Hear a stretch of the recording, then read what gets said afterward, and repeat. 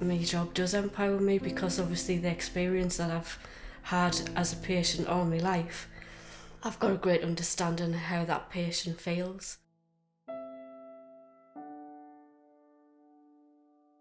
They weren't aware that there was any problems until I was actually born.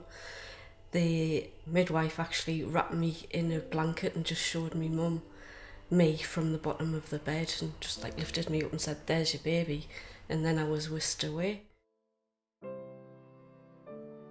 Nobody knows why this happened, and there's no history of it in the family at all. I've never had a right eye, so I don't know what it's like to see with two eyes. Just feel as if I am being discriminated. I'm just me, I'm Michelle, I'm normal. We often sit as a family and giggle about situations that's happened in the past. I cannot be serious about my face all the time. When my mum and dad put my name down for school, they got an appointment through the post inviting me down to be assessed.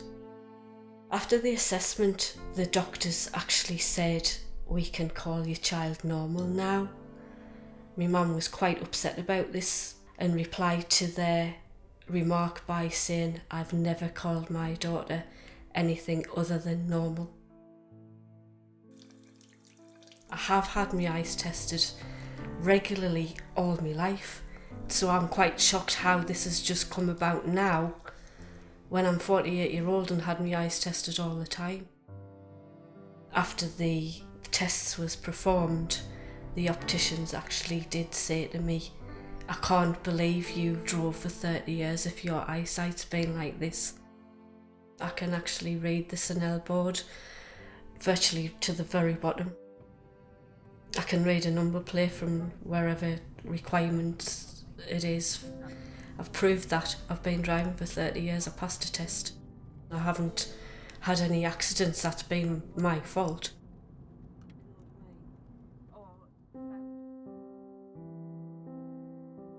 I got home on the 14th of August to open the letter to say that as from the 13th of August, your licence has been revoked. I tried to negotiate with the DVLA, but to no avail. I was bullied everywhere I went. In the schoolyard, kids would be really cruel, they would push me about. Some of the children were frightened of me because obviously I was different. I've drove around quite safely. I've parked the car in between the spaces. If I look forward as if I'm driving the car, I can see both side mirrors, I can see all of the windscreen, the mirror. I was with my husband 10 years. Darren and I had a really good relationship, we were best friends. I did feel a bit secure with him. I was myself, I didn't have to pretend to be anybody else. All the DVLA are focusing on is the fact that I cannot pass a field vision test. They haven't had people like myself, so they don't know how to judge it. I feel as if I'm a burden even to my work colleagues. I'm stuck in a treatment room all the time now. I would take stitches out, I would do blood tests, I do ECGs. I think if my eyesight was affected, how can I still do that intricate work? Darren told me he'd obviously had a vasectomy. We had 4 lots of IVF, it didn't work. Put a lot of pressure on the relationship. Darren decided he couldn't carry on. Even though I still am visiting people in the homes, I'm actually having to walk to people's houses or the nursing homes. I am very conscious about my safety now. I haven't seen some of my patients. It is really difficult because I have formed a bond with them.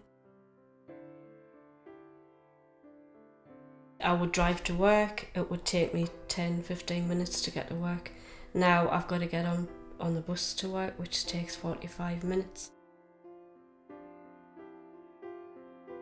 I've always been independent, still am. So going back to having to rely on your parents at 48-year-old again, it's just horrible. I go to church, but it's a spiritualist church and it's 10 miles away. When I was driving, I would go on my own. I've got all my friends there as well, where now I rely on my mum to take me or my dad to take me places.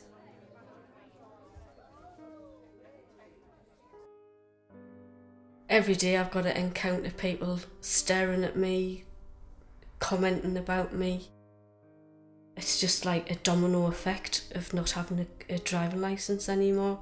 It affects every aspect of my life. They came on the morning of my birthday, took the logbook, got the car keys and drove away. I had to watch the car being taken off the drive and drive away, and I just thought, that's the last time I'm ever gonna come. I just had a nervous breakdown. I couldn't cope with all this. I still can't accept it. I still feel as upset, as frustrated, as angry, and it'll never ever go away because I really do feel this is unjust.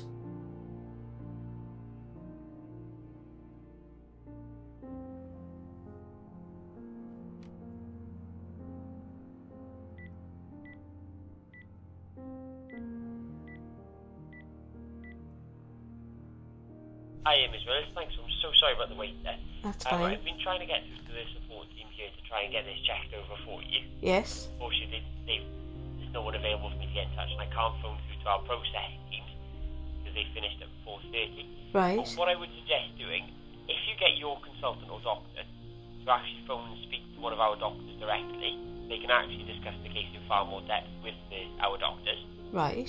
And they'll be able to explain. Our doctors will be able to explain the decisions why they've not been able to reconsider the evidence that they've had so far. I still haven't given up hope to get my licence back.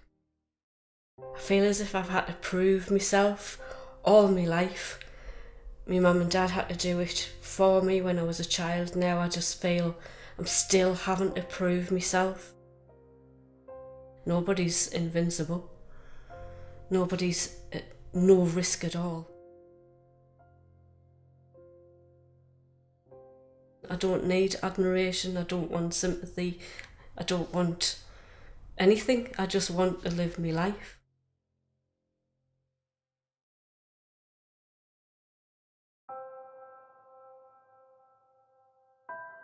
Live your life.